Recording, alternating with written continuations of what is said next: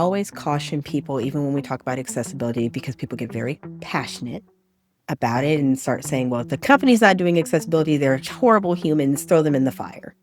And that's not always the case. That's not always how it is. And I am very, very conscientious of that because I used to be somebody that had no lens. Like my son has autism and we love him and he's 9 and he's amazing. But he's given me a different lens than what I had before I stepped into the world that I'm in today. And so I wasn't a terrible human. I just didn't know.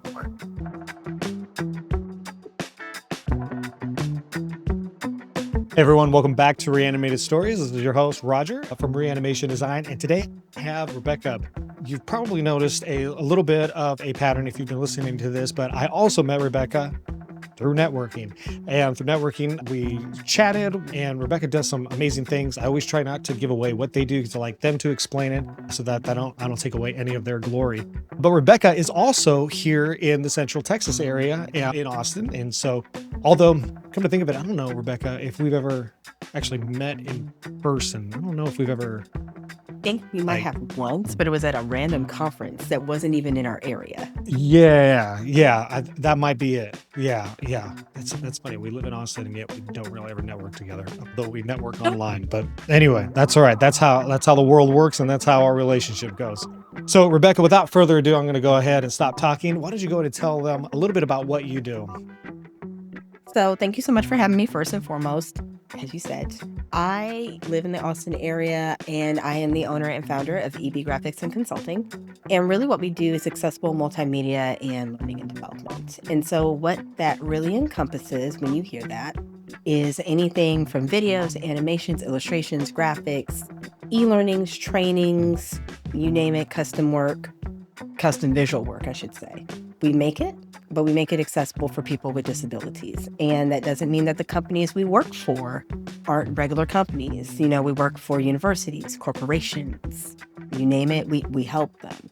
But the purpose is to make sure that anything that people look at in corporate is usable by everyone so that corporations can actually get a return on the money that they're investing in their people.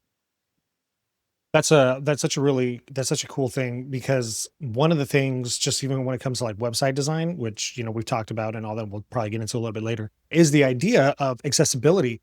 I remember there was and this is specific to websites, but it might even be a little bit more than that, but it was something like, I think it's like less than 5% or something like that. It's like 3 to 5% of the World Wide Web is actually like accessible, right? Like, so in other words, it has some sort of accessibility features on it. That's like less than 3% or less than 5%, something like that. So that, when I heard that was really crazy to me. So it's like, well, if you want to start competing with, if you want to start doing something different, it's, make your website accessible, which we'll get into. But let's talk a little bit about accessibility. So you're going into corporations, you're helping businesses. Kind of talk me through a little bit of that. Like, what are you doing with, what is accessibility, and how are you helping businesses with that? So I won't say it gets complicated, but it's an interesting journey because when people hear accessibility, they automatically think that what I do is I go in and I tell people your stuff's not accessible. And then the people magically have a change of conscience in some cases. And they're like, oh, yes, I'm going to do exactly what you're telling me to do and invest all this money. And that's completely not how it goes. So usually what I do is I look for companies that are talking about things that we hear about all the time.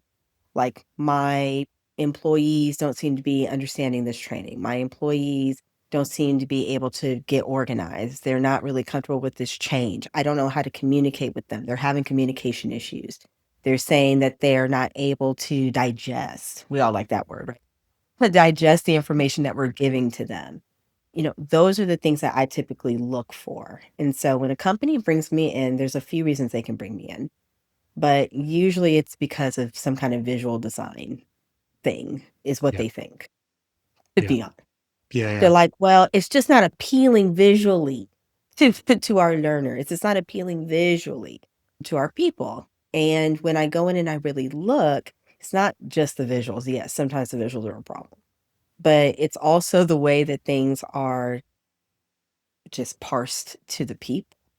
It is jumbled, it is cluttered, it is huge paragraphs of text, it is a cacophony of pictures, it is insane colors on insane backgrounds that nobody can really read unless their vision is great. It is all of these things that people take for granted, even when we talk about meetings, because I'll have people randomly ask me about meeting problems. Like people don't seem to want to go to their meetings or they don't take things away from their meetings. You can make meetings accessible by creating Yeah. an agenda. Yeah. That is a piece of accessibility. So when we talk about accessibility, yes, we talk about it a lot in the context of people with disabilities. You know, you think automatically ADHD, autism, dyslexia, you think all these things. But when we think about accessibility, we need to start looking at it on a broader scale, a scale of making sure that things are usable and people can access the information and the knowledge that you're trying to give them. That's really all it is. It's not a crutch. It's not, all of these other things, excuses, whatever people want to say, in terms of semantics. It's making the information that you have, that you wanna give to your employees, that you wanna give to the world, if it's a website, for example, it's making it accessible. It's making sure that people can actually get that information, read that information, digest it, and then act on it, which is Yeah. typically what businesses want people to do. Like, when you do websites. When people go to a website, companies want them to what? Interact with their brand, Yep. engage with their brand, and buy. That Yeah. is the whole purpose of a website. Yep. And yet, as you mentioned, so many of them don't have accessibility, or we might talk about it later. I don't know if this was planned, but they also have what they call overlays. So when you go onto some of Yeah. the websites, you'll see like the little circle and it has the little man, and you click on it and it gives you the list, and people are like, oh, okay. So my website's accessible now. Sorry to Yeah. tell you. In general, those fail over 95% of Yeah. what is considered accessible to most Oh, people. And it actually creates more problems than it fixes most of the time. And so quick fixes, things like that, they really just don't work at the end of the day. yeah. So kind of going off of just like just that very last part, and then I'll go back. But yeah, there was this one company. I cannot remember what the name of it is, but they did this huge push, especially for like your website design, right? It was like, oh, and it was a good amount of money that you had to like plop down for like every single website. But basically, that's what it did. It's like we would scan it. It's like all you need to do is you put in this code, we'll scan it, we'll do all this sort of stuff, and like you said, automagically, right? Your website all of a sudden becomes, accessible and, what is it, like ADA or something like that, compliant or Yeah. something. But what happened was that people were starting to do it. And then all of a sudden, I had noticed that it had just dropped off. I mean, they were pushing hard, like ads, I mean, like everything, right? They had guest posts and stuff and all that. But then all of a sudden they just dropped off. Well, what had come to find Mm. out is that, like you had mentioned, it actually created more problems than it actually solved. And so it wouldn't necessarily solve those problems, or it did, but then it would create more problems on top of that. And it actually made the website slower and it did all these things. So they just kind of stopped. And so people are like, no, yeah, don't use them. I don't know where they're at now. Because I can't really think of the company's name, but yeah, no, it's, I it's, can't. it's, it's interesting. So let me kind of go back really quick before we go down that path. You had mentioned, and I think that that's really important to really think about. Yes. So in my world, okay, accessibility means, okay, you don't want to put like a bright red font on like a blue background, right? It's got to be readable. It's got to be that sort of thing. It's got to be accessible. You got to be able to do different things. But I love that you had mentioned that it's not just that. It's meetings, it's trainings, it's doing those things off the Everything. website or maybe like in an internal like employee portal and making that accessible because not everybody learns the same way. Not everybody, here's that word, digest things the same way. I remember when I was at the big blue box company, or well, that well, it was Best Buy. I was trying to make that not sound as obvious, but they had done something very similar, right? Is that like you could Yeah. like watch a video or you could like read it or Yes. you could skip it and just guess the answers at the end. I'm not saying I did that, but it definitely works, No. but there was a lot of different ways. So when a company, so I'm gonna, so I wasn't trying to talk as much, but so when companies are thinking through that, like you said, they're usually, hey, this is my problem, right? Like people are like, oh, my website is a problem. It's like, well, no, your messaging is a problem, and this other Yeah. things, right? So when people are thinking like, hey, this is my problem. How do you help them discover that?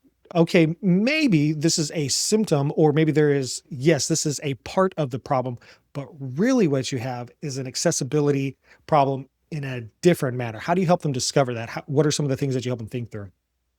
For me, I start asking a lot of questions.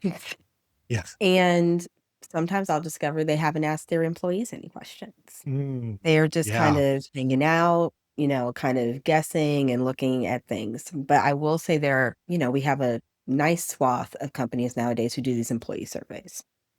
Yeah. And what I've discovered through the employee surveys is the questions I usually ask are on the surveys Ah, yeah. about how happy they are. Do they feel like they're getting the proper training? Do they feel like they're listened to? Things like that. And then I actually go through and I look at what they're giving me. Like, what are you giving me today that you want me Mm, to quote unquote fix? yeah. And when I look at it, I always look at it from the perspective of if I were somebody else. So I don't have the same differences as somebody else, right? We're all different.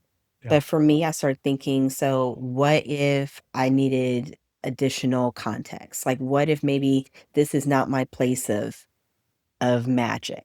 Like maybe let's be real, I'm an English writing type of person. You put math in front of me, it looks like complete gibberish. And so anything with math, logic, I just don't digest that as well Yeah. when I'm doing things. And so I start to think like that. So if I'm this type of person, what does this look like to me? If I'm this type of person, what does that look like to me? And as I'm analyzing it, I start thinking about how to bring it to the actual organizations. And I start giving them examples. If I Yeah. am somebody like this, then when I see this, I feel X.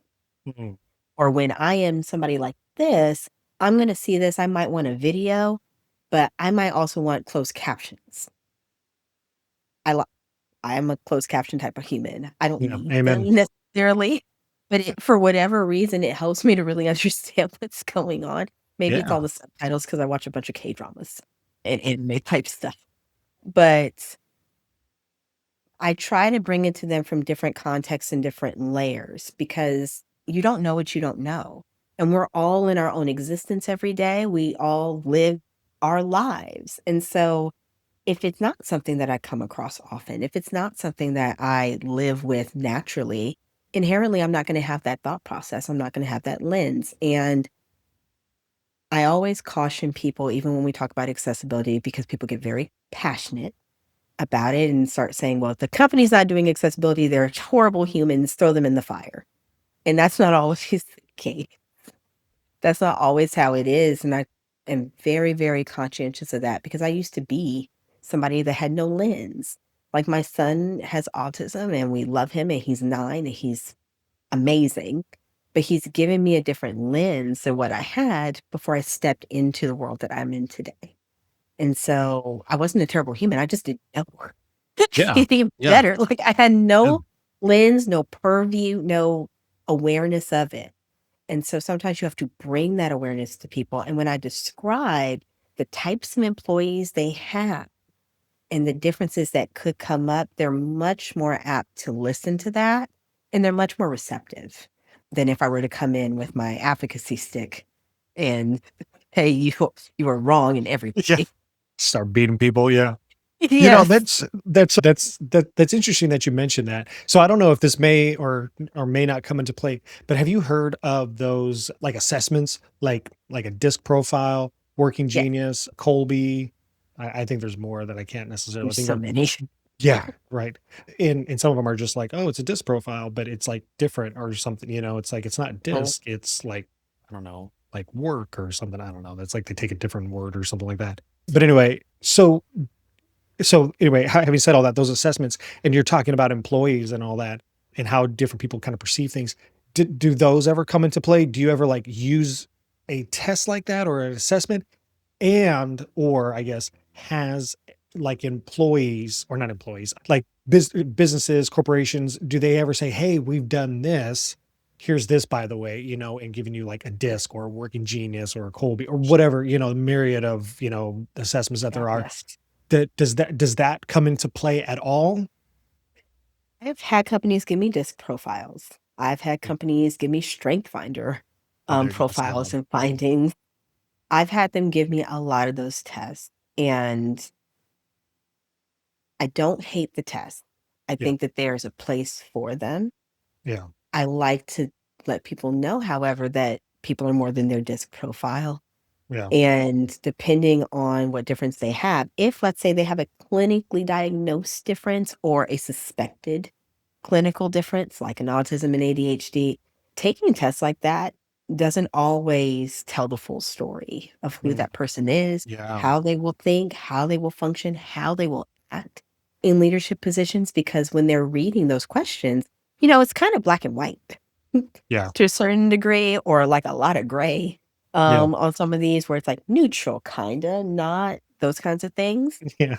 And so it's very hard for some people who don't have that kind of in between thinking to really assess themselves and answer those questions in a way that you get a clear view. So, will I use some of that data? Yes. Will I take some of it with a grain of salt because they'll Yeah. start to tell me about individual employees and then I meet the employee and I'm like, yeah, that's so not what this is. Yeah. This is somebody who's like my 9-year-old, which is a human, a grown human body. So it's like, I don't discourage people from using the DISC profiles. I think that there is a lot to be gained from them. I think there's a lot of Yeah. knowledge, and I think there's some humanity that is given when employers have those profiles, can start to think of them differently. But Yeah. I'd like to tell them and caution them, your people are still more than this DISC profile. And you can't then just say, well, that must just be their D coming out, or that's just the Mhm. S in them, Yeah. or there's some that use like shapes or whatever. And so if you can't just be like, well, they're just a squiggle.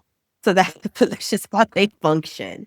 Like that's not always how it is. And I think, just with the world that we live in today in general, and I'm not gonna get political, I'm just not about that. I think that we would all serve ourselves better to remember that there are layers to humans. They're like onions. Like there's Yeah. always a different layer, and you can try to figure out exactly who they are, but there's still layers to them. And so we have to give that kind of space and that grace to know that there's some more depth in the people that you have around you. Yeah. Yeah. It's like the famous philosopher Shrek said, we're all like onions. Because we are. Yeah, we really are. It's so funny, you see that and you're just like, oh, ha, ha, ha." I mean, I kind of agreed more with donkey parfaits because I prefer a parfait to an onion. But yeah, it's Every so interesting because everybody is like an onion, right? Like Yes. obviously, there's always going to be different levels of seeing them at work, at school, at play, Yes. coffee shop, wherever they're at, right? There's going to be a different layer of that. And so, yeah, that totally makes sense. And it was just, as you were talking about that, that was just something that I was kind of thinking of. I was like, I wonder if that comes into play at all. But that totally makes a lot of sense because you're meeting them in person versus like what they said. And also who knows how old, that was. They could be a 5-year employee, but they took that, 5 years At ago. some weird random team builder Y- event, because Yeah, that yeah. happens a lot where they're like, yeah, we did these disc profiles like 2 years ago. Okay. You realize people go through a lot in 2 years and they change Mhm. even when they're Yeah, adult. yeah, They change. And yeah, so I always just want people to understand that there's so much more to humans. yeah, We're just so layered. And so, in the realm that we're talking about in accessibility, that's really all it is. It's yeah, preparing for some of those layers that you may not see, that people may not want to tell you about, because let's be real, not everybody wants to tell their employer every single thing. Your employer is not necessarily your best friend. They're not meant to be your best friend. They yeah, are meant to be, your yeah, employer and employee relationships. And so there's things that they may not say as an employee, and that's okay. Your role as an employer is to make sure that you've given the tools and the right size support to your people so that they can work for you, not against you. yeah. No, that's huge. You always hear that like, oh, well, you just kind of got to show up as yourself. And I'm like, well, but listen, I can't come to the Um, office in my shirt and my basketball shorts, bring in my backpack of comics, like, like what we're not, guys, yeah, look, I cannot come to the office in like my silk bonnet that I slept in overnight in like pajamas. Like, yeah, I'll show up as myself and we'll see how yeah, that works. yeah, yeah. It's always that funny meme where it's like, they said, what was it like, dress not for the job that you want or that you have before you want. Have Now I'm sitting in wants the HR office in a Batman suit or something like that. because So but you showed up exactly in your yeah, you authentic. showed up as yourself. Yeah, yeah. That's funny. So kind of going back to accessibility, because again, I loved how you mentioned it's not just about, the website or, visuals. It's about the training. It's about in really kind of, well, not kind of, but really what it comes down to at the end of the day is people. And really, they're seeing this thing over here. Like you said, it could be visuals, it could be, something. And it's like, oh, well, it's the training. But then at the end of the day, it's, are you listening to the people, and are you really taking into account, not just like what they said on the survey, but actually, talking and listening to them. So that's really great. You're doing stuff If that's right, yeah. If somebody was like thinking like, okay, well, you know what? I may not be a large corporation, but I do know that I do need to kind of think about this. And maybe they are thinking the website, just like you said, well, I come in for this, but really, I'm asking questions and we find out that it's this. What are some things that they need to start thinking through when it comes to accessibility in all areas, not just their website or not just, can people read the captions? What do people need to really start thinking about when it comes to accessibility? when it comes to accessibility, there are a few things that I like people to start thinking about, and it's just any place. And I really like them to start thinking about their journey. And it can be an internal journey or it can be their customer journey. I don't care which one, you choose whichever fits your fancy. But you need to start being very, very, very true and real with yourself about how does this really feel? Because I'll take onboarding as a really good example because that's been coming up a lot lately in my sphere. People get onboarded and they're so confused and they're like, well, we have this program, our onboarding program, and we've had it for years. And you look at it and it's just like, I don't know how anybody's getting through this. Yeah. But it's something that's been there for a while. Nobody just really assessed and was very honest with themselves about what would it be like if I had never engaged with this company before, if I never engaged with this brand before, if I'm looking at it through fresh eyes. Don't know how much was spent on the website. Maybe I don't even care because customers don't really care how much you spend on your website if it doesn't address a need that they have and actually give them the information, right? So that's probably the first thing I would say, whether it's internal or external. Think about what it would be like to be a fresh face, new person, never engaging with any element of your brand. If you can't say that they can understand clearly and directly what to do at every point, there's a good process there. There's a point of contact. There's a point of reference. The keywords, we talk about websites a lot apparently in this interview, but the keywords that you use to identify your brand and what you do is on your website and they can find it quickly. If they can't really figure that out in the first minute to a minute and a half, you've lost them Yeah. because that's the attention span that we have in the world today. We're not going to spend 10, 15 minutes to figure it out, and neither are your Yeah. employees internally. They're not going to do it. Period. And so when you start talking about what people need to think through, like I said, think about that customer journey, think about that employee journey, and really think about, are you being purposeful with the choices that you're making? Why are you doing the things that you're doing? Are you doing them just because they've been there for a few years? Nobody really knows what to change, how to change it. Nobody has time to change it because we know that's a thing too. Are we being purposeful? Are we being intentional? If you can't say yes, if you can't point to a specific reason, that is something to look at. Because I promise you, it's probably a jumbled up mess because you have no thought process behind it. Like accessibility, when we really get down to it, there's a bunch of regulations, there's a bunch of rules, there's a bunch of things, and I understand why people don't even want to touch it, quite Yeah. frankly.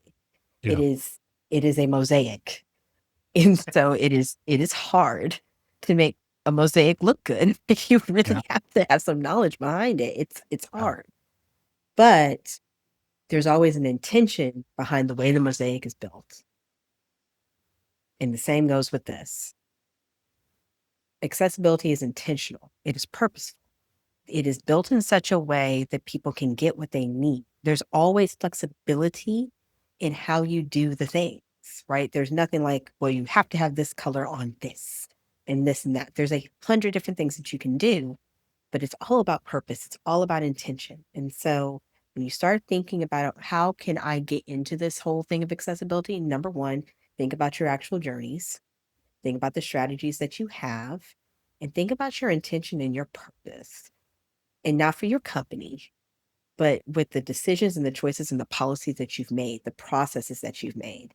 If they're no longer intentional, if they are just, well, ask Joey in the back because he's been here and he has, that organizational historic knowledge going on because he's been here at the startup for like 4 years. You have a problem because once Joey leaves, you Yeah. have no process. And then we can talk about accessibility all day, but you have a much larger problem on your hand that Mm. accessibility could have fixed for you a long time ago, because accessibility would have told you we need to have this in one central location Yep. that is easy for people to access and read through. It has pictures, it has videos. See, when I say it like that, that sounds like just a normal business strategy that Yeah. most companies want to have. Like everybody wants a knowledge base or a FAQ. It's also accessibility, just in a whole different suit. And that's essentially what I want people to understand. Accessibility doesn't have to be all the things that you think it is, because that's just kind of what it's been pigeonholed into. It is really just basic, good business practice, smart business. Yeah, that is a wonderful framing of that. I appreciate you sharing that. First off, I love how you said that it's purposeful and intentional, and the enemy of progress is, well, we've always done it that way, right? Or I mean, so and so knows about it, right? And then second of all, I really like how you mentioned like that's good business strategy, like that's actually really interesting, the knowledge base, like, well, that's fine that Rebecca knows all of these things, she's been here for 5 years. Well, oh, all of a sudden, hey, she left for something, right? Either, she went to a new job or took some time off, and now all of a sudden, it's no longer there. It reminds me of this one commercial. I will never forget this commercial. When I was younger, there was three guys and they're walking in down the hallway it's an office, and everything's moving really fast, right? And there's three guys, and he's like, all right, it was the main guy, and then there was two guys behind him, and he says, all right, Wilson, do you have the notes? He's like, don't worry, sir, I have it right up here. And as they turn the corner, Well, somebody opens up the file cabinet, and he goes, bam, and he gets like knocked out, and they're just standing there, and he's just like, and so then they're like, don't worry, sir, I got it. So he walks to the boardroom, and he sits down, and the other guy comes up, and he's like, hey, he leans onto the desk, and he whispers in his ear, he's like, don't worry, sir, Wilson had told me everything. I remember it's all, and he goes, "Shroomp," and his hand slips because it was on a piece of paper, and he hits the side of the desk, and then he falls over, and he's knocked out as well. And now the guy is just sitting there at the boardroom, and he's just like looking at everybody, and he's just like, I don't know. anybody And else? yeah, yeah. And I think it was like a Xerox or something like that. It was something like that, right? About storage or printing. But I Yeah, mean, yeah, I mean, like that's obviously a funny example, right? But that's so true. that's how people Purposeful, are intentional, functioning. and business strategy. Yeah, yeah. That's how these big companies are functioning. And yeah, no, it actually even makes me think like, well, what if some, and actually it's funny because it's happened a couple times where someone's like, well, what happens, if it happens, like, what if something happens to you? What happens to my website? What happens to this? And so I'm kind of in the process of like, okay, well, if this happens, you're going to go to this person and they have everything, Yeah, and this is stored here. But yeah, I love that. I love that thinking of it's good business strategy. That's what you should be doing and all that. So yeah, that's really yeah. great. It's just literally, it's just business strategy. People get very scared when we Yeah. start saying accessibility, and I Yeah. understand it, and I speak to that a lot too. Uh-huh. We do live in a society where if you get things wrong, bad things tend to happen. Yeah. On like social media, people will grill you to no end. But Yeah. what I want people to think is if you try nothing, you will never move forward.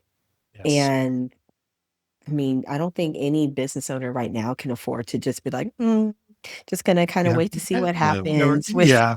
my Yeah. stuff. Like, I just don't think that's where we're. or we're functioning Yeah. at the moment. I could be wrong, Yeah. but Yeah, we may not be intentionally functioning, but that's what we're doing, yeah.